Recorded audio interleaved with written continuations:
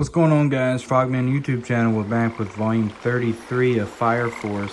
This is not in the omnibus. I've actually got the single one this time.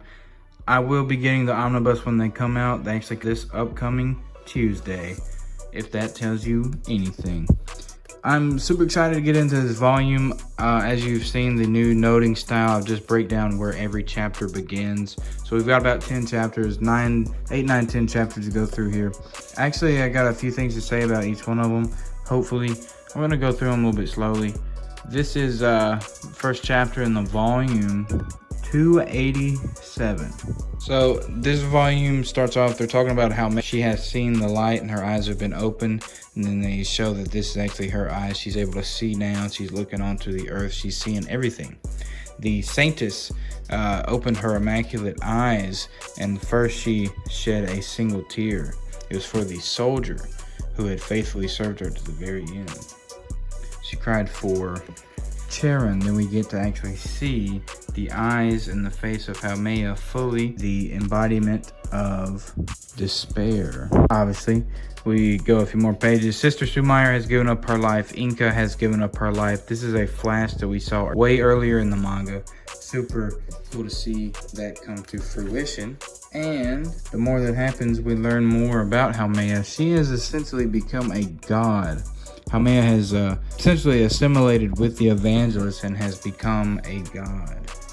And that the depictions of the real world and the despair-like imagery that we see, war, famine, storms, these different disasters, that is how the embodiment of what Haumea is and the evangelist kind of shows itself. That's how the evangelist's true form really is. This volume talks about how the people in the world of Fire Force, as they feel despair and as they feel a situation cannot get any better, it gets worse. As they feel despair, as Shinra feels despair in this moment as he sees the dead body of Iris and Amaterasu, as the people in the world feel the lack of hope, the despair gets stronger.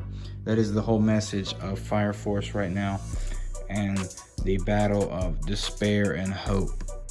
Again, another cut of Iris on this stake. She chose to give into death and despair here, and it is weighing heavy on Sho and Shinra. They decide to use their time-stopping attacks, these cool time-stop panels that Okubo does, to try to land hits on Haumea, but unfortunately they are not able to hit her. All their attacks seemingly go right past her, and all the attacks that she does are very strong, and they blow the two brothers away. Here's a very interesting thing that Shinra's thinking while he is trying to land an attack. What is a person's true intent? That's simple. It's the most primal instinct. It's their most primal instinct to kill. He kind of shudders here. He gets angry. So obviously when I read that, I read it and I go, before he even says anything, I think Shinra's probably just going to try to kill God and become the new God. That makes sense. You see what I'm saying? That's a Shinra answer. But here he gets a hole blown through him. He's looking like Okiura, my boy looking like Grimjow, my boy looking like Ichigo after a bad run-in. My boy looking like Ronald Reagan almost, something like that. Here we get chapter 290. This is a super badass chapter because it brings back the captain. I think this is squad 6 captain. I could be wrong. She is the healer Kayakuyo. That's hard. That's a hard name to say. She just is here to bring Shinra back real quick. I think that last chapter was a weekly, like, hey, let's get everybody's attention. Didn't amount to much, but the rest of this volume does, because this is Obi's doppelganger. Obi's doppelganger. I could not believe this when I read this. This blew my mind. Obi's doppelganger literally just walks up right behind him, takes out a knife, slices his freaking throat, and he starts bleeding and stuff. I don't want to show too much of that. And he falls down to the ground. Obi dead on the ground. R.I.P. Bozo. And the show says, no, brother, you flipped the page. Bam. Shinra is just wrath incarnate. He is so angry. I've seen some scans of this where it says, I'm gonna fucking kill you. Super angry, super badass imagery of Sho. Sorry, not Sho, this is Shinra. So Shinra tries to fight God and kill her. But due to the raids, due to Shinra using his raids like that, the entire world is now plummeted into flames. And right past the old ball of fire is a brand new one. And the little moon is still there. Little guy. Shinra gets hit in the head.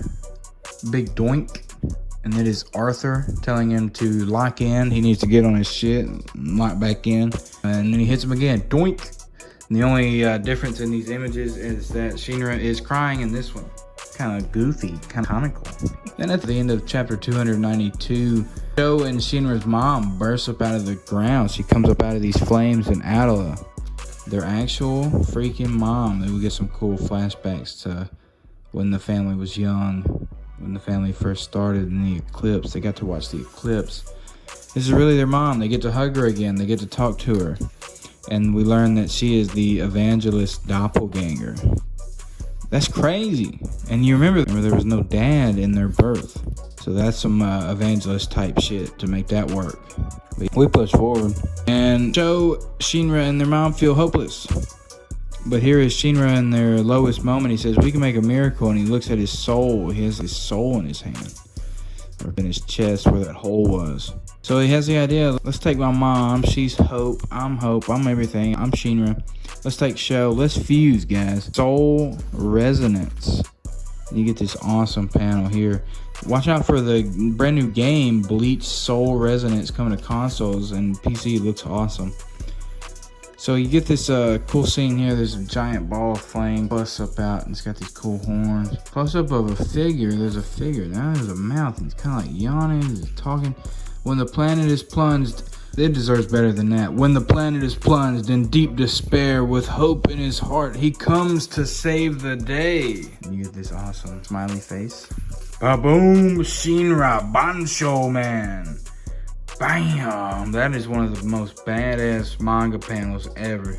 That is so sick. Dude, I was reading this shit. It is so sick, bro. They've got writing on them. These cool things are coming off of his back. That's super cool. Shinra Banchoman. That's so sick. That's the end of the chapter. That's the end of the volume.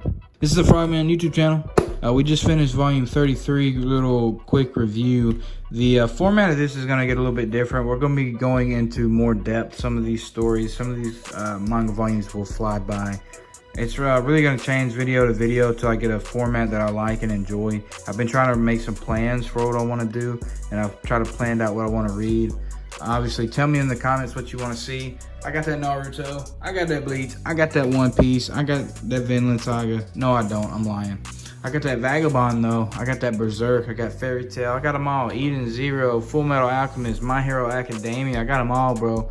Shit. I got some Bob the Builder books in there, man. I got them all. So, stay tuned on the Frogman YouTube channel. Next time is the finale to Fire Force, Volume 34. Despair or Hope. Remember, this is official release. You should go support the official release. This is the Frogman YouTube channel. Go support the official release. Kodansha Comics, Viz Media, all the above. The Fire Force playlist is in the description. It has all the videos that I've done on Fire Force in one place. Go check out my channel and subscribe. Frogman YouTube channel. I'm out.